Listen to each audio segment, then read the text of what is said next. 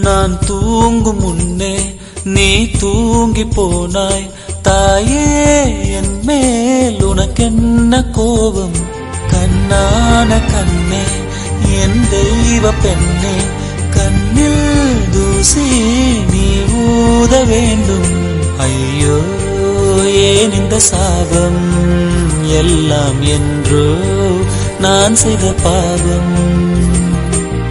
பகலும் இரவாகி பயமானதே அம்மா, விளக்குன் துணையின்றி இருளானதே.